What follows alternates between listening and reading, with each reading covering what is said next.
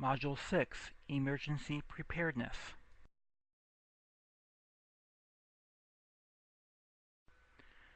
When we're talking about emergency preparedness, we are focused on both natural and man-made disasters. However, uh, the idea of emergency preparedness actually began as a result of World War II, where people became more concerned about the effects of strategic bombing. And so, at the time, emergency preparedness was more of an issue of how to protect oneself from military attack from other countries.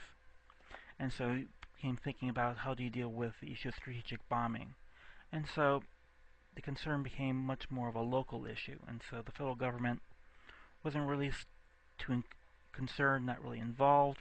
They provide perhaps some funding, some regulation, but it's all pretty much a local issue. And so you have many localities providing issues around shelters or evacuations.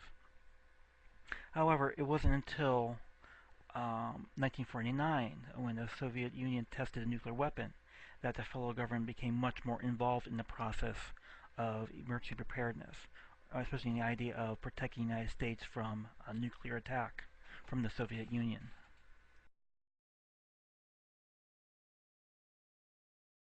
And so you have the idea of civil defense arising from this result.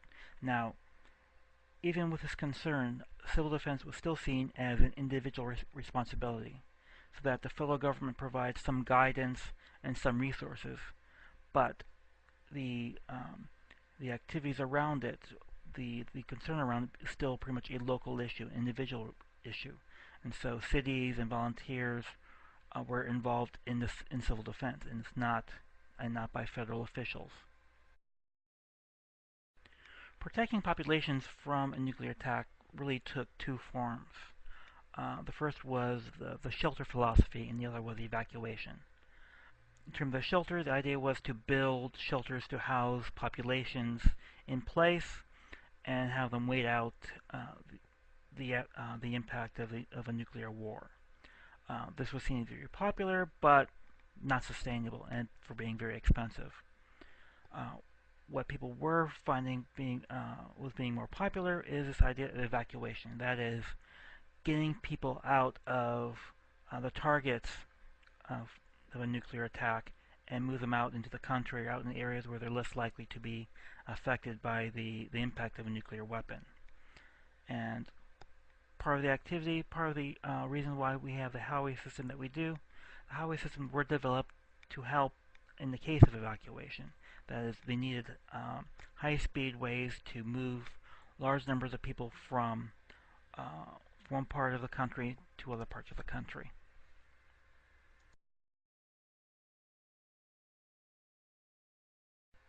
Now, this is an example of what you could expect from one nuclear weapon if it was centered on in Cleveland. Now, this is a old style nuclear weapon that could have been used, basically 800 kilotons, and if it was focused right in the Cleveland area, we can look to be effective way into Parma and so in Berea. So the idea of evacuation, we would have to think about how does one evacuate everyone from that area to an area where the likelihood of not being struck by a nuclear weapon will be less likely.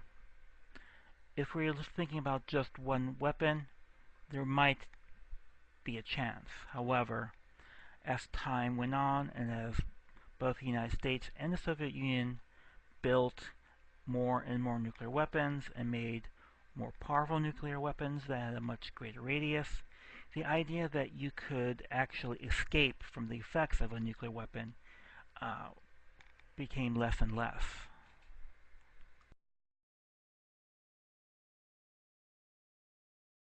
The idea that one cannot survive a nuclear exchange was discussed, was referred to as MAD, mutually assured destruction. That is, that in an event of a nuclear attack, both the United States and the Soviet Union and the rest of the world would be devastated from its impact. And so the idea of being able to protect oneself and develop a defense situation to protect cities and citizens from the effects of a nuclear attack through evacuation or shelter systems, or for other matter, gradually decline, and the goal becomes trying to limit uh, the number of missiles and bombs entering United States airspace from happening. So you see greater emphasis on technological solutions such as anti-ballistic missile systems to shoot down incoming weapons, as opposed to trying to protect citizens through civil defense measures. Also, from this, the idea of focusing strictly upon protecting citizens from bombing also started to give way to including other factors, and then you start having what's referred to an all hazards approach. That is looking at all hazards, natural and man-made, in regards to emergency preparedness.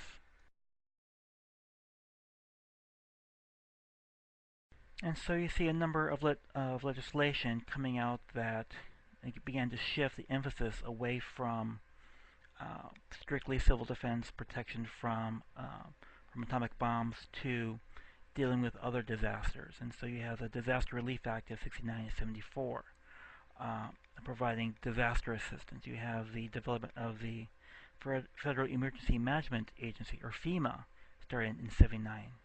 Basically, the focus here is FEMA is focused on helping dealing with all forms of disasters, natural and man-made. In 93, that included an emphasis of early detection, warning, and dealing with nuclear, biological, and chemical agents. And so you start seeing more the development of the fear around potential terrorist activities around this time as well. And then also in 97, you have the Nunn-Lugar Domenici Act, which provided civilian agencies with training and advice in dealing with what's referred to as weapons of mass destruction. Again, this is post the first Gulf War, and the idea of chemical weapons, nuclear material being made available to any other group in the world and being used on any locality as a terrorist act was greatly feared, and so the idea of trying to train individuals to be able to respond to these things, these type of events.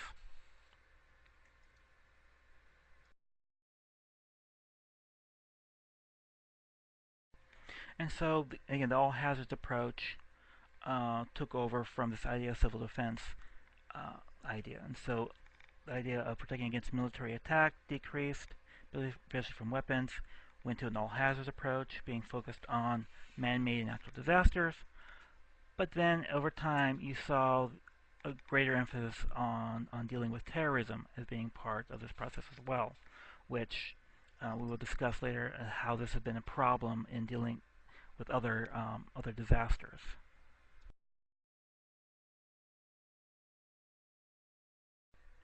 And so our current system in dealing with emergency preparedness really resulted from the events of 2001, where we saw the World Trade Center attacks and where we also saw anthrax being mailed to a number of government officials. This really changed, again, how people thought about emergency preparedness, and people became, again, less concerned about issues of natural disasters and really became concerned about experiences of terrorism. And so with that, we saw a change in um, how the federal government dealt with issues of emergency preparedness, and developed this one large entity called the Department of Homeland Security, which brought together a lot of other smaller agencies that were perhaps originally all by themselves, were now part of this one umbrella of Homeland Security. And so now, before you have, FEMA was once on its own and basically had communication with the president on its own, are now have to work through a bureaucracy along with immigration, border control, um, and other agencies for attention.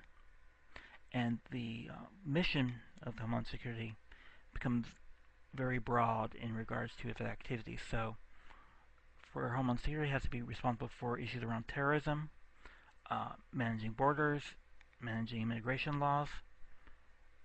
They're also now responsible for this idea of securing cyberspace, and finally, ensuring disaster resilience. So, protection from disasters, both man-made and natural, becomes just one part of a larger other activities, including protection from terrorism.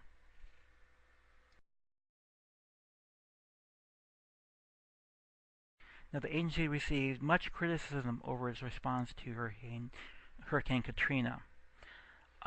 The fact that there was such poor coordination, poor response to it, which led to a number of great disasters and individuals being greatly impacted from the lack of services, lack of response from the federal government to it, that led to a great review of the activities of the Department of Homeland Security. And what the Inspector General found was that, and looking at the specific quote there, that the prevention and preparedness for terrorism have overshadowed that for natural hazards, both in perception and in application. So that is, these great emphasis and fear and activity around terrorism overshadowed everything else that was going on within the Department of Homeland Security, to the detriment to their actions around natural disasters.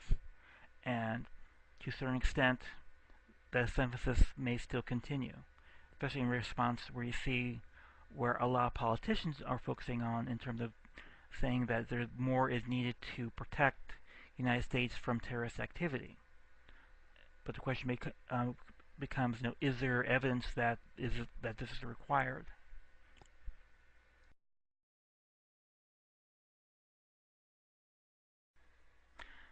So, in regards to policies around emergency preparedness, we saw a shift from being primarily focused from protecting civilian populations from military attack to more of an all-hazards approach, focusing on man-made and natural disasters. However, regardless, all policies have been influenced greatly by this idea of fear. That is, as people have great concern for a different issue, for one issue, as the fear of that issue decreases, its importance decreased as well. And so, when the fear of nuclear attack was of great importance, was pervasive in society, people were really involved in looking at creating resources for protecting citizens from nuclear attack. As that fear lessened, that became less important, and you saw a shift to other kinds of disasters, more natural disasters. And as people experienced terrorism, people's fear of terrorism increased, and so now our focus on emergency preparedness becomes much more emphasis being placed on protection from terrorism. And so much of our policy is pretty much focused on the events from the previous disasters. So as we look to creating policy, trying to develop a future policy becomes problematic, because much of our development is so much influenced by people's fear and with the events of the last disaster that we really can't think of new issues.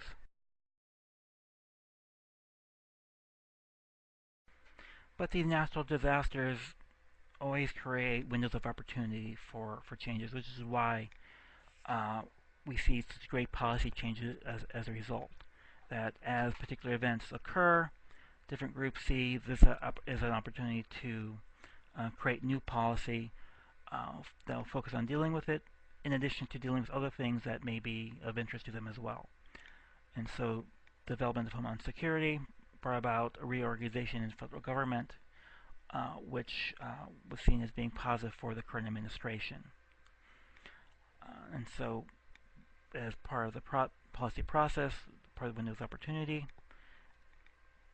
really affecting how people define and respond to a particular problem, and in terms of identifying alternatives. And again, fear being a great motivator as part of that process. And so the problem becomes if we're trying to think about developing policy in a rational, evidence-based way, the issues of fear and issues of how to respond competes with the evidence. So while we need to be thoughtful about the response, people's fear and the results of previous disasters come into play and will impact that kind of debate. And so you have science in competition with the fear. And that you also then have to deal with people who are not concerned with certain things that they should be concerned about, such as issues around climate change. And so this creates additional barriers in regards to policy development, and really has affected the ways in which the United States has dealt with and developing policy around emergency preparedness.